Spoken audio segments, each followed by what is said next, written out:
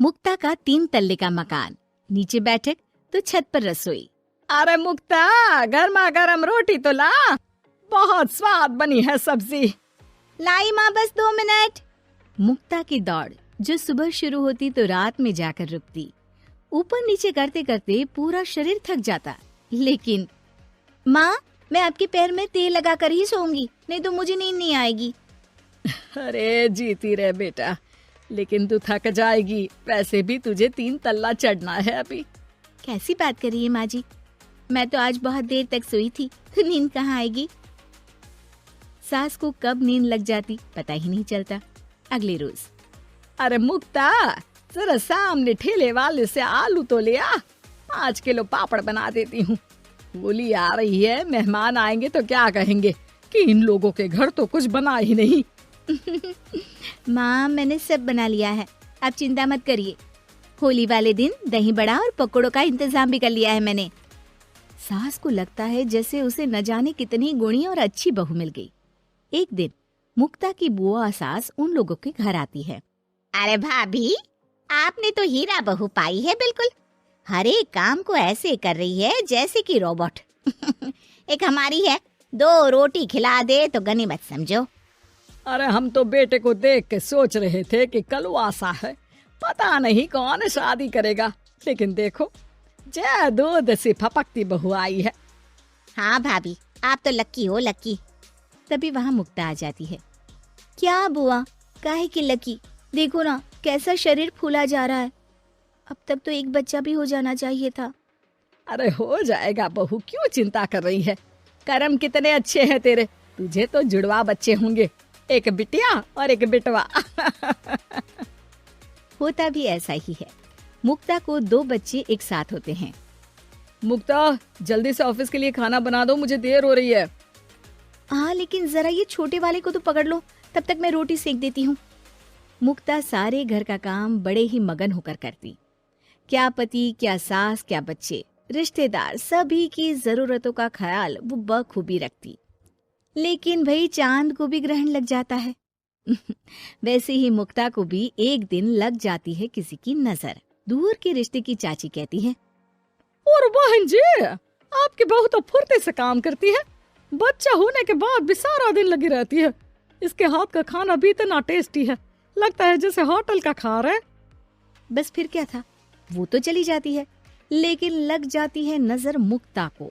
शाम के वक्त, मुक्ता, कहाँ है बहू? हाँ माँ जी, बोलिए, क्या हो गया? बच्चे को सुला रही हूँ। अरे बेटा, जरा चाय तो पिला दे। हाँ हाँ, जरूर बना लीजिए, मुझे कमरे में ही दे देना माँ जी, बहुत थकान लग रही है। थकान? है भगवान, ये क्या बोल रही है? इसके मुंह से तो ये शब्द मैंने आज तक नहीं सुना।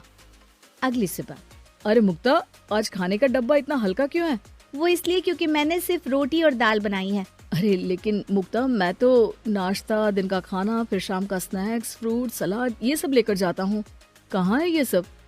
अरे कैसी बात कर रहे हैं आप, इतना सारा खाना तो मैं 4 दिन में नहीं खाती, जितना आप 1 दिन में बनाने की बात कर रहे हैं। ना जी ना, मुन्ने के साथ जितना हो पाएगा उतना ही करूंगी मैं। मुक्ता की बात सुनकर पति हैरान रह जाता है। तभी वहाँ बुआ सास आ जाती है। अरे मुक्ता, मेरे नाती का जन्मदिन है, भूल गई क्या? आज शाम को आना, और मुक्ता थोड़ा जल्दी आ जाना, मेरी बहू का हाथ बटा देना।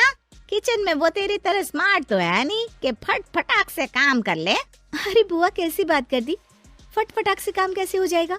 हम बहुएं हैं, रजनीकांत नहीं। बुआ देखो, आप काम के लिए पास के लल्लू हलवाई की बीवी को बुला लो, वो मदद कर देंगी, मैं तो नहीं आ पाऊंगी। बुआ सास को समझ में नहीं आता कि ये वो मुक्ता है जो 50 लोगों का खाना बनाकर भी चेहरे की चमक खोने नहीं देती थी।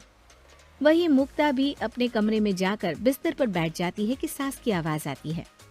मुक्ता, क्या हो गया बेटा? आज दोपहर के खाने की तैयारी नहीं करनी क्या? अरे माँ जी, अब नहीं होता मुझसे 3 तल्ले में ऊपर नीचे करना, आप लोग रसोई को ऊपर ही ले आओ। अरे पैरों में इतना दर्द होता है कि बता नहीं सकती। अरे लेकिन तू तो बोलती थी कि इससे तू फिट रहती है। अरे काहे के फिट माँ जी, हालत खराब हो रखी है। कौन ऐसा मकान बनवाता है कि जहाँ सोने का कमरा अमेरिका में है तो खाने का लंदन में। अरे रसोई बनानी है तो जाओ अफ्रीका। ना जी ना, मुझसे नहीं होगा इस घर का काम। मुक्ता की बदली हरकत किसी को समझ में नहीं आ रही थी। अरे ये मुक्ता को क्या हो गया है? मुझे तो लगता है इसकी माँ ने पट्टी पढ़ाई होगी। और ना जी ना, मुक्ता की माँ यानी मेरी समधन तो देवी है देवी। वो तो अपनी बेटी को ऐसे संस्कार दे ही नहीं सकती। मुझे माजरा कुछ और ही लग रहा है। तभी वहाँ मुक्ता हाथ में प्लेट और सब्जी लेकर आ जाती है। माजरा? किस बात का माजरा?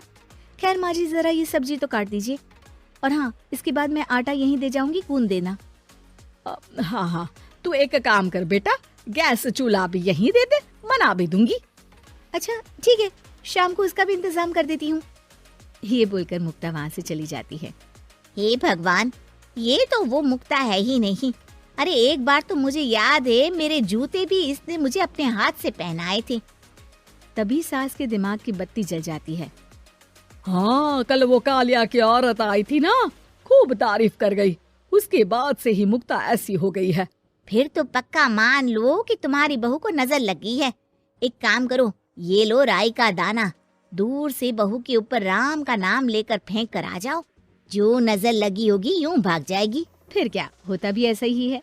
सास जैसे ही बहू पर राई फेंक कर वापस आती है, थोड़ी ही देर में मुक्ता भी आ जाती है। अरे माँ जी, आप ये सब्जी लेकर क्यों बैठी है? ना ना, लाइए, मुझे दीजिए। और चाची, अब तक आपके हाथ में चाय का प्याला नहीं आया। रुकिए, मैं अभी लेकर आई। मुक्ता के जाने के बाद सास चैन की सांस लेती है।